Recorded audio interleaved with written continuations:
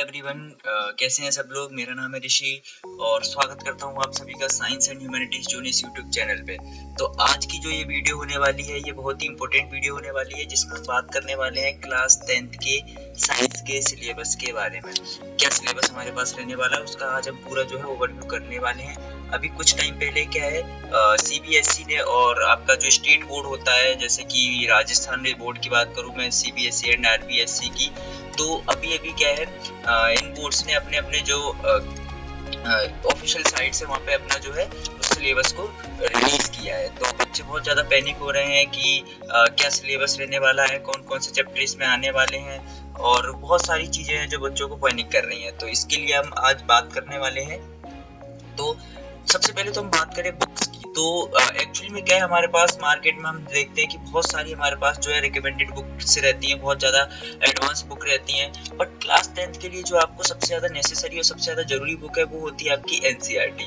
Because जो completely exams होते हैं, या आप किसी कॉम्पिटिशन एग्जाम की तैयारी कर रहे हो, या जैसे कि बच्चे नीट या आईआईटी जैसे हाईली कॉम्पिटिटिव एग्जाम की तैयारी करते हैं, तो उसके लिए भी जो बुक्स रिकमेंड होती है वो होती है एनसीईआरटी।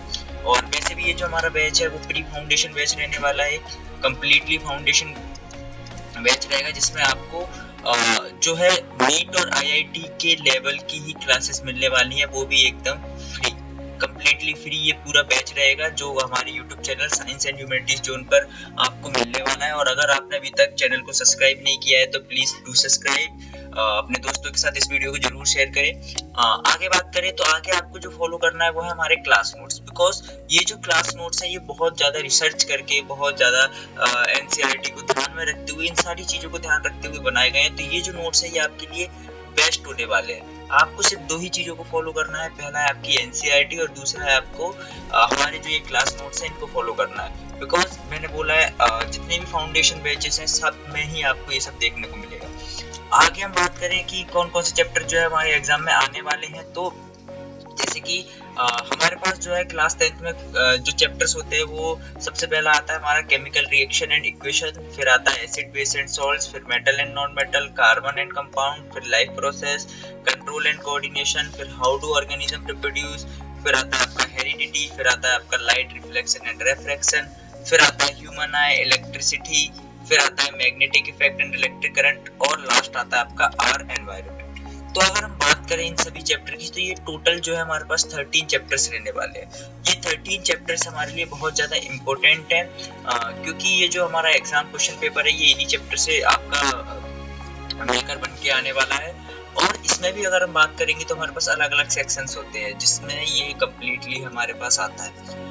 अगर हम बात करें डिलीटेड चैप्टर्स की, तो अगर किसी के पास पुरानी एनसीईआरटी है, किसी भी बच्चे ने अपने सीनियर्स से या अपने भाई बहन से, अगर कोई किसी ने भी पुरानी एनसीईआरटी जो ली है, तो उसमें आपको कुछ एक्स्ट्रा चैप्टर्स आपको देखने को मिल सकते हैं, जो कि सीबीएसई द्वारा और स्टेट बोर्ड्स द्वारा भी डिलीट कर दिए गए हैं। तो वो चैप्टर कौन कौन से हैं? तो पहला है आपका periodic classification of elements, sources of energy and sustainable management of resources. ये जो चैप्टर्स हैं ये आपके कम्प्लीटली डिलीटेड है, इनमें से आपका जो है क्वेश्चंस इसमें आपके नहीं पूछे जाने वाले हैं। तो यहाँ से आप एकदम निश्चित रहें, बेफिक्र रहें, और अगर आपकी बुक में ये सारे चैप्टर्स दे रखे हैं तो उन्हें क्रॉस कर दें। अगला अगर हम देखें तो जैसा कि हम बात करें सेक्शन वाइज, तो हमारे पास जो शुरू का सेक्शन है, जो हमारे पास पहले 4 चैप्टर है वो हमारे पास केमिस्ट्री के रहने वाले हैं, जो होगा आपका केमिकल रिएक्शन एंड इक्वेशन, दूसरा होगा आपका एसिड बेसिस एंड सॉल्ट्स, तीसरा होगा आपका मेटल्स एंड नॉन मेटल्स, और चौथा होगा कार्बन एंड इट्स कंपाउंड। ये जो आपके चैप्टर हैं ये आपके कम्प्लीटली पूरे केमिस्ट्री के चैप्टर हैं, अगेन इंपॉर्टेंट चैप्टर्स होते हैं। और दूसरी अगर हम बात करें तो ये जो केमिकल रिएक्शन एंड इक्वेशन है, इस चैप्टर में से ज्यादातर आपकी जो है इक्वेशंस पूछी जाती हैं।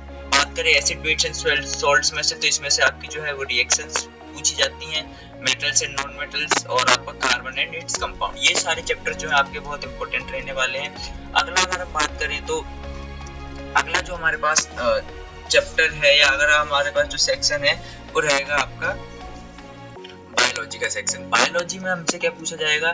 तो बायोलॉजी में हमारे पास जो टोटल है वो 5 चैप्टर निकल के आते हैं। पहला है आपका लाइफ प्रोसेस, इसके अंदर आपको डायग्राम जितने भी हैं लाइफ प्रोसेस के उनको आप रख लें।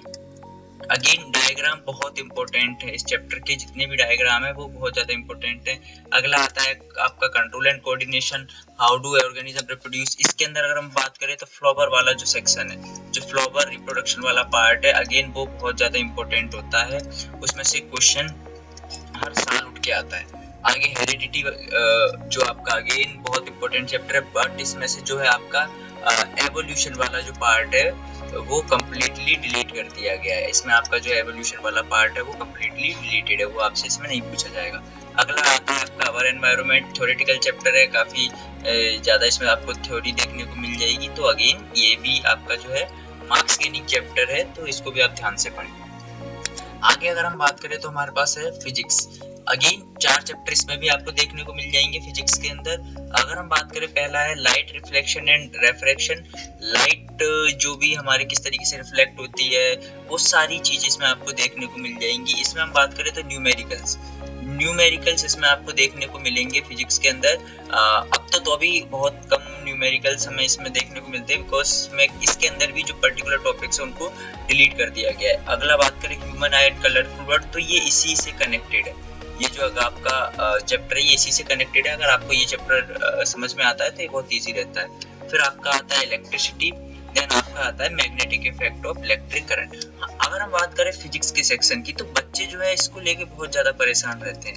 इसका एक रीजन ये भी है कि मैथमेटिकल टाइप थोड़ा आता है, और दूसरी चीज इसके अंदर जो है हमारे न्यूमेरिकल ज्यादा देखने को मिलते हैं, तो बच्चे घबरा जाते हैं। और बच्चे कई बार क्या करते हैं, स्टूडेंट्स जो है वो एग्जाम टाइम पे 1 महीने पहले या 15 दिन पहले या 20 दिन पहले पढ़ के इसको क्रॉस करने की कोशिश करते हैं, बट ऐसा नहीं है। अगर आपको फिजिक्स को पढ़ना है तो आपको कम्प्लीटली शुरू से पढ़ना पड़ेगा, सारे लेक्चर्स आपको जो है वो देखने पड़ेंगे, और साथ ही आपको जो है practice, again practice makes man perfect. आपको जो है प्रैक्टिस कंटिन्यू रखनी पड़ेगी, प्रैक्टिस आपको इसमें करनी पड़ेगी।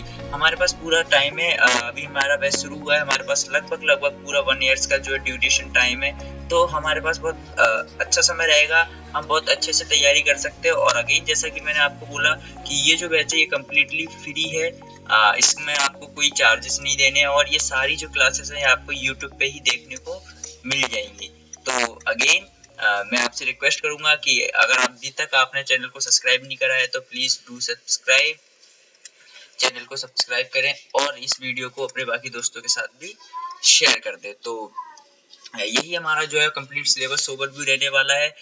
आशा करता हूँ कि आप लोगों को चीजें समझ आई होंगी। चलिए मिलते हैं अगली क्लास में।